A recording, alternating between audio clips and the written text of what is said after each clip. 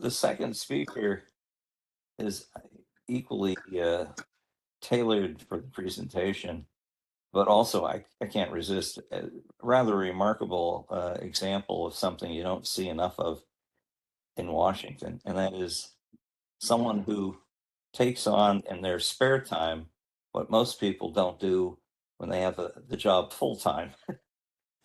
Uh, Josh Stanton is certainly someone he's been a judge advocate in South Korea. He's worked,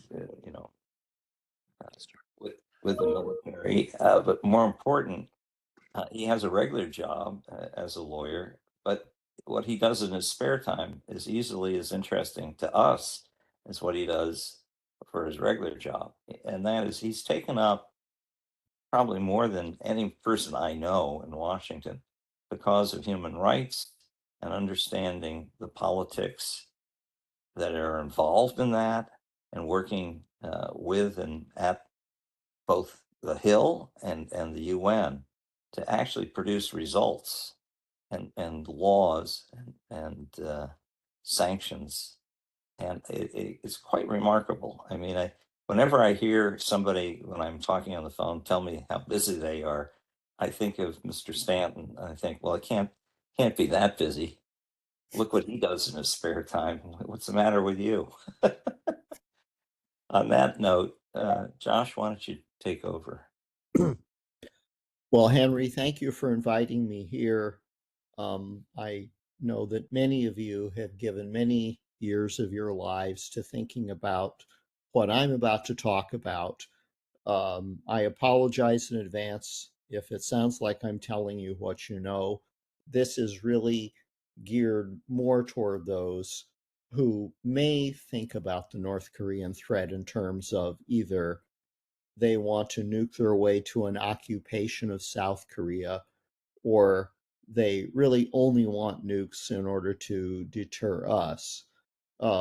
I would have said that I was an outlier in what I'm going to present to you here in a moment. I'll now show you evidence that the consensus is sort of going where I've been going for a while, that what North Korea seeks to do requires nothing more than an extrapolation of what we have seen it do in recent years and what we have seen it demand in a series of negotiations with South Korea since 1972.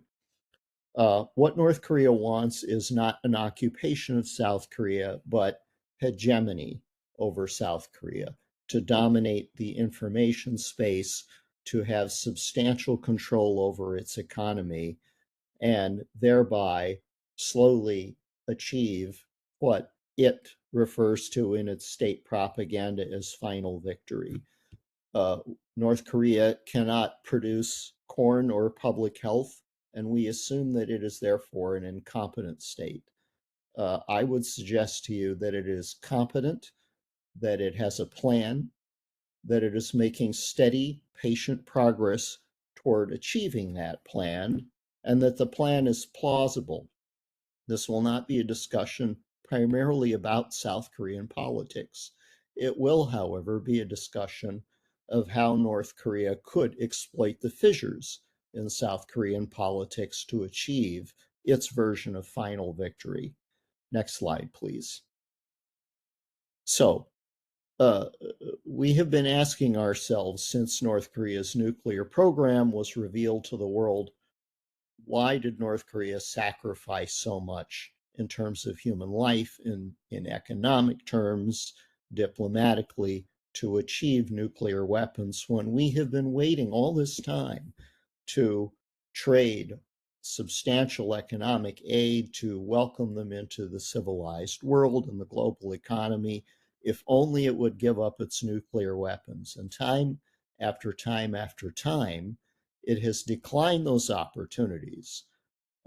We wonder how North Korea could feel that nuclear weapons were worth such a high cost as solely a deterrent, when in fact the 10,000 artillery tubes aimed at Seoul have been deterrent enough for decades.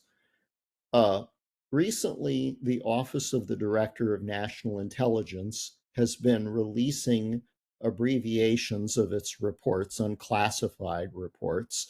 The graphic on the right comes from one of those reports. I'm glad ODNI is doing this, mostly because they agree with me.